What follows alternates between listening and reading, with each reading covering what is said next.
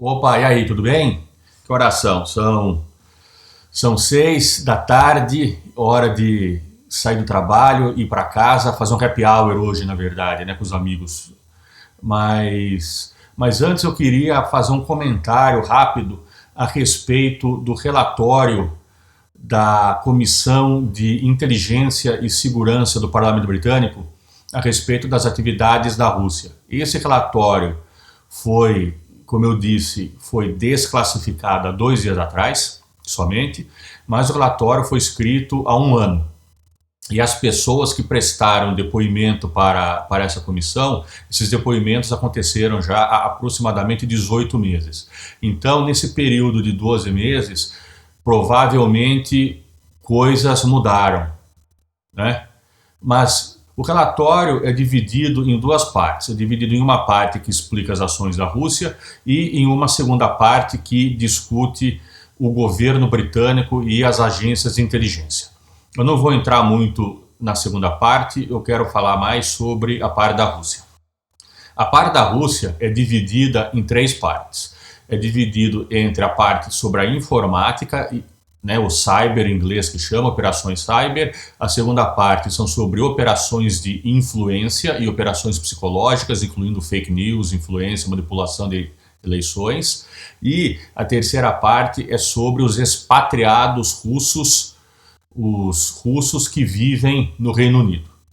Bom, a parte sobre cyber, a novidade é que no relatório, ao menos, se existe um indicativo de passar a atribuir os ataques a países concretos. Se até hoje não havia atribuição, porque sempre houve um debate que é muito difícil no campo cyber você atribuir que foi determinado país que realizou o ataque, nesse relatório o parlamento britânico está recomendando identificar que foi o país A, o país B, o país C e tornar público. Eles não escreveram nada sobre realizar um contra-ataque, mas de simplesmente tornar público e dizer, mas por que está atacando a gente, usar meios diplomáticos, protestar diplomaticamente e tal. Eu particularmente acho que nessa questão cyber deveria haver contra-ataque, mas bom, isso é minha opinião particular. A segunda questão é sobre as operações de influência, as fake news e tal.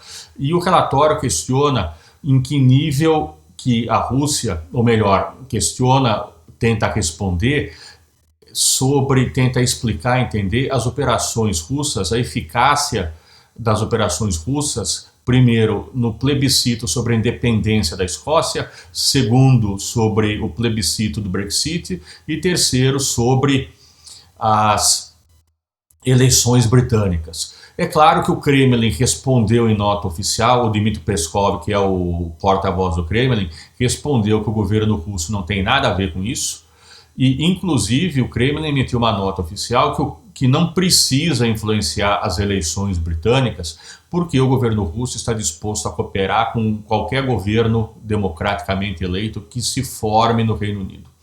Eles não comentaram muito a questão sobre o plebiscito da independência da Escócia, nem sobre o Brexit. Mas a questão aí que tem que se levar em consideração é que é praticamente impossível de medir a eficácia dessas operações, porque são tantas variáveis externas, são tantas outras questões. Uma outra hora eu vou fazer um vídeo explicando isso em mais detalhes, mas você tem tantas variáveis afetando o resultado dessas operações que é muito difícil dizer. Por exemplo, no caso das eleições dos Estados Unidos, que os russos hackearam os servidores onde a Hillary Clinton tinha e-mail e daí expuseram documentos e tal, a pergunta é em que medida que isso afetou o resultado das eleições?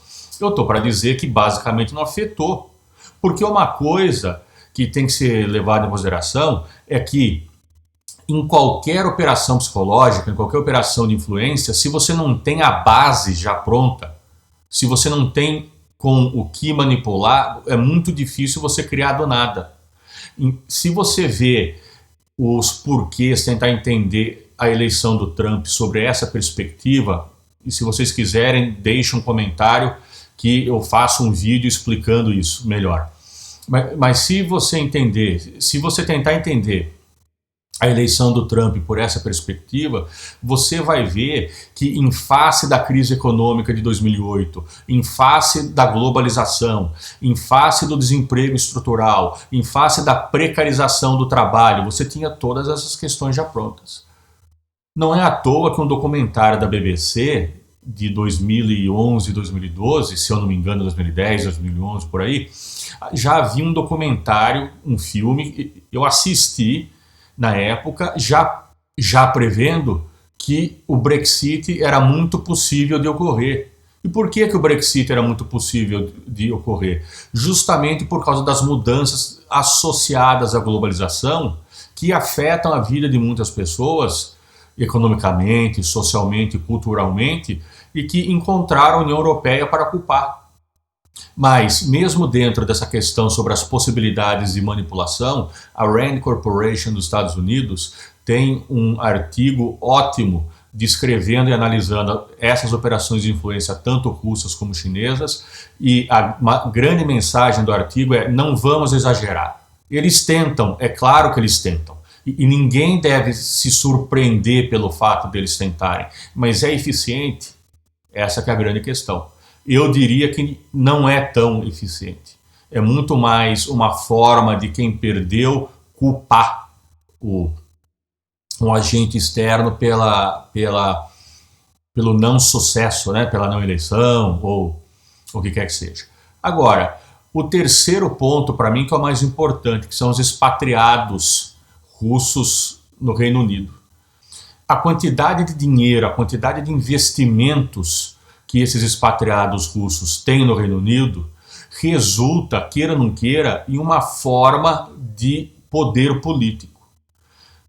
Não estou dizendo que os políticos britânicos se corromperam e começaram a aceitar propina desses expatriados russos. Não é essa a questão é outra. A questão é que você tem todo um exército do que o Lenin chamou de idiotas úteis. Você tem todo um exército de advogados, corretores de imóveis, socialites, você tem toda uma gente que vive em volta do dinheiro dos russos. E não vamos esquecer também tem os interesses do centro financeiro de Londres, a City, porque a quantidade de dinheiro que os oligarcas russos colocaram lá é imensa. Então, o interesse de todas essas pessoas, do sistema financeiro, os corretores de imóveis, os advogados e outros, socialites e outros, acabam por influenciar os políticos britânicos, mas não é corrupção. Realmente é influência. Quem é que vai ser contra o investimento?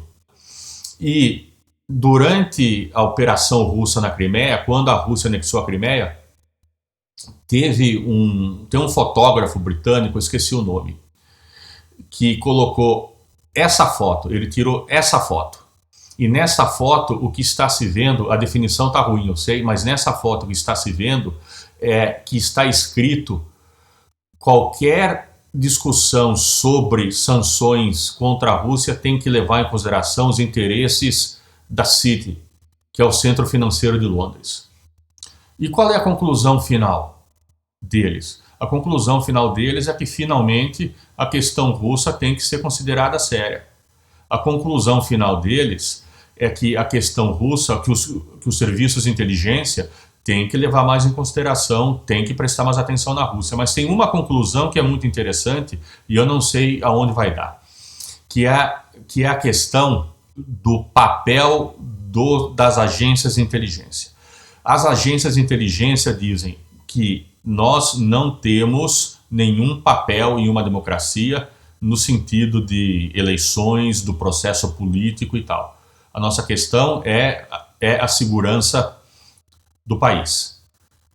O que está acontecendo agora é que o governo está dizendo que essas ações de desinformação e de tentativa de influência das eleições está comprometendo a segurança do país. Só que isso vai além do papel tradicional das agências de inteligência.